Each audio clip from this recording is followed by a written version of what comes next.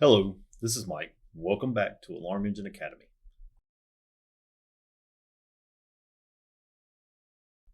Today we're going to be talking about ElkConnect and Alarm Engine roles. And I'm going to use the term roles a little loosely. It's not something we've specifically defined in the Alarm Engine. It is in ElkConnect and it is in the apps, but it's just an easy way to explain the way that we design the user experience. And I felt that it was pertinent that we take the time to kind of explain our thought process behind this. It'll help you better understand how the alarm engine functions, how the apps function, and how the web kernel functions. So first I want to talk a little bit about the concept of roles. So basically roles are user credentials, things that determine the user experience. So in the ElkConnect mobile app or in the web portal, these would be your login, your email address, and your password. So when you log into the ElkConnect app or the ElkConnect web portal, you're going to get an experience that is driven based off your role as what you've been classified as in the system. And if you're an integrator or a dealer, then that role would have been assigned to you by an Elk admin when your account was approved.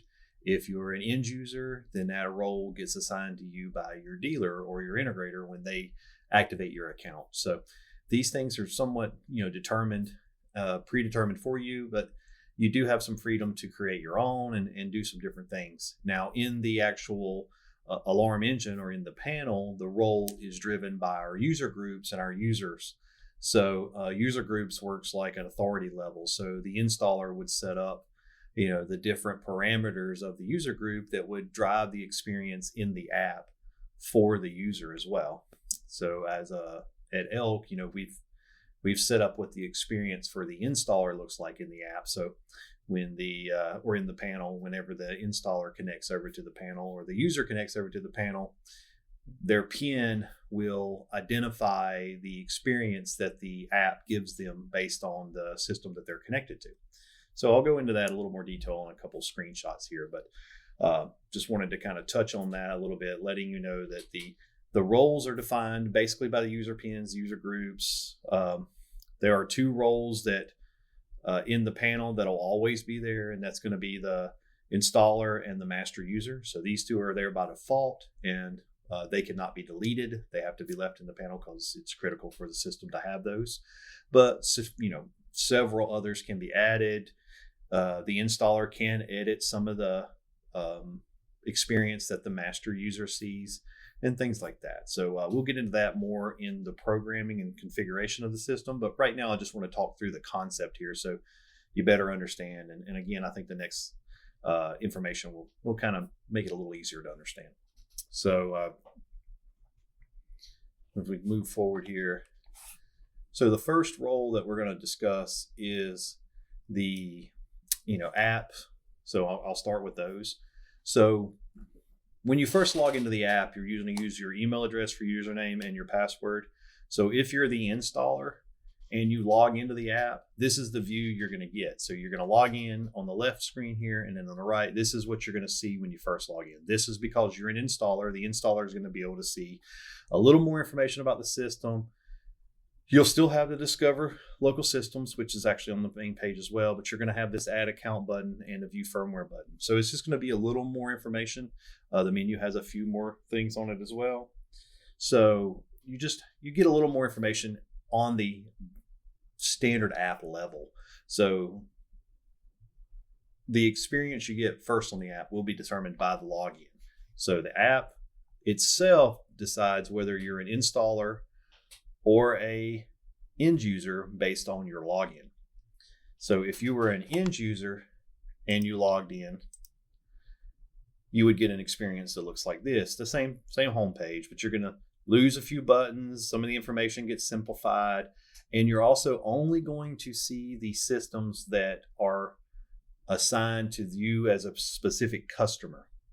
So back on the installer page, the installer will see all systems that are assigned under the installer's group of systems. So everything the installer has access to will show up in the cloud list based on their role.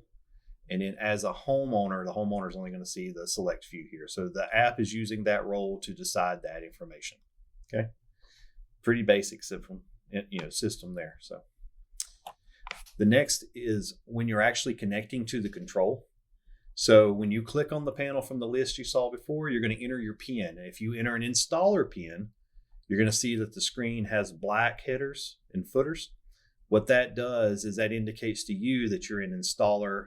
You have connected to the system as an installer. Now, my test system here hasn't been configured yet because I'm going to do the configuration later on in this series.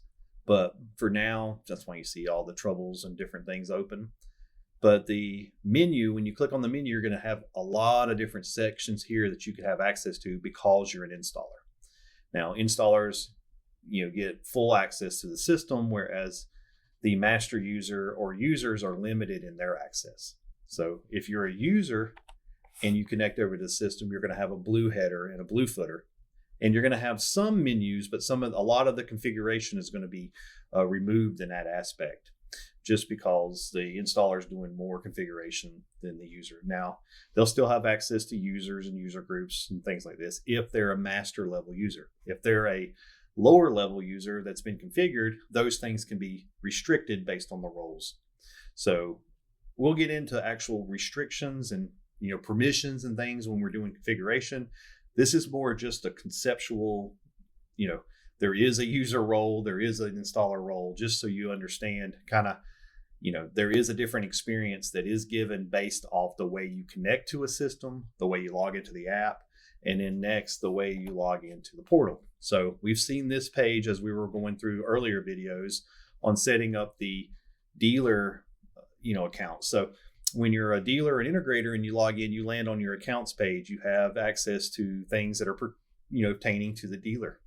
So you can go into your installer settings and set up additional installers on permissions. And let's say, you don't want them to have these two here, you could turn that off and they would get that experience when they log in. So dealer logins, see this page here.